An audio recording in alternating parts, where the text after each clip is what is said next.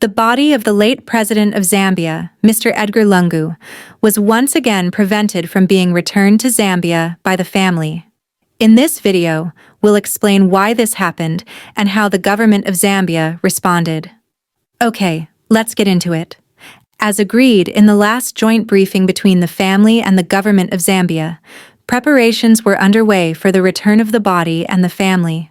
Everything was going as planned. The private jet was ready, the red carpet was rolled out, military guards of honor were on standby, and the South African general was at the scene ready to give the president the proper send-off he deserves. The military and media waited. Minutes turned into hours. Finally, 5 hours later, the send-off was called off. Everyone in South Africa and Zambia asked the same question. Why? Well, the family of the late president gave a statement, and this time, the older sister of the late president herself was present. This is the kind of situation Gen Z would call standing on business. Here's a clip of the sister of the late president opening the statement. Ninebo Betha Lungu. Ninebo nkashia kwa Edgar Lungu. Lungu emwacho wandi ukunka ine panuma. Nomba ndefu ayokulanda kuchalo cha Zambia uko ati mumfwe ifyondelanda munivele maningi vamene vunufunola vila. Nifuna kulavila kuti uyu muvili wa Chagwa wamene utudoselana pali zino ntawi taoneka monga seolomba tawika mumanja ya mwine Mulungu niya kuti azive viti kuti tichite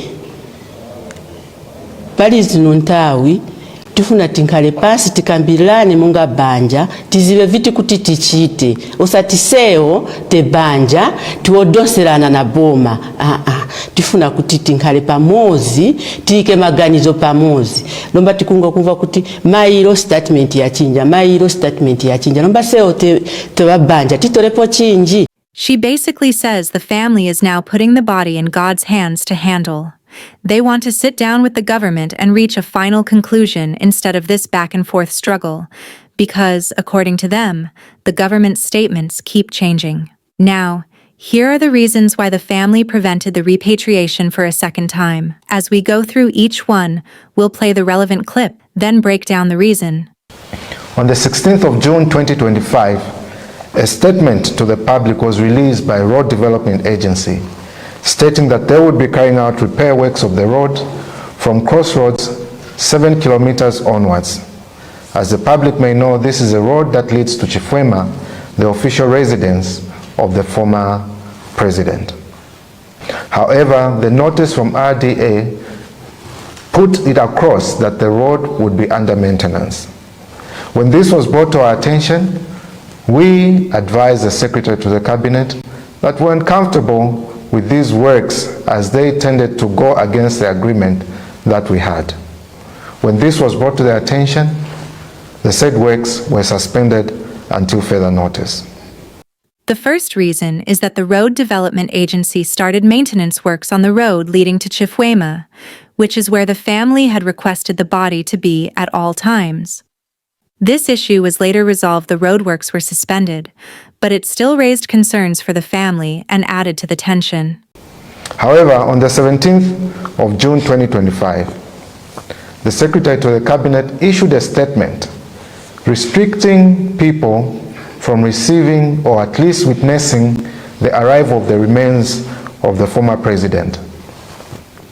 This notice was issued without consultation with the family, and further, no opportunity whatsoever was given to the family to indicate whom they wished to invite, if at all the attendance was by invitation, nor were they given any chance to say anything as regards the said invitation.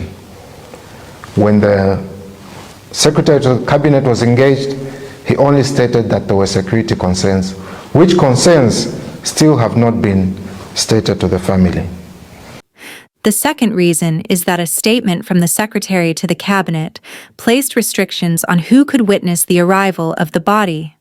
The family says this information was not communicated to them. When they asked why there were limitations, they were told it was due to security concerns, but these concerns were never clearly explained or justified. The next thing was that there was a program for the arrival of the body at Kenneth Kaunda International Airport. This program suggested that upon arrival at Kenneth Kaunda International Airport, the body would be taken to a designated place for a church service, and thereafter it would be received by President Hakainde Hichilema at the airport.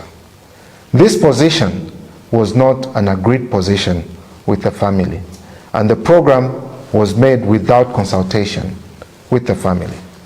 Thirdly, the family discovered that there was going to be a funeral service at the airport and that President Bali himself would be in attendance. The family said they were never consulted about this.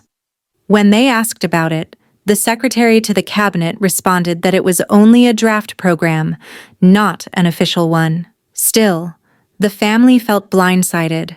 Before long, yet another statement, which they termed a combined program, was released, which essentially contained the same, but further went to suggest that on Thursday, the 19th of June 2025, President Hakainde Hichilema would lead the body viewing at Mulungushi International Conference Center. This program as well was arrived at without consultation with the family. The fourth reason is that President Bali was set to lead the body viewing. Again, the family says they were not told about this in advance and did not agree to it. Because of these four reasons, and reportedly even more, the family made the decision to stop the repatriation from taking place.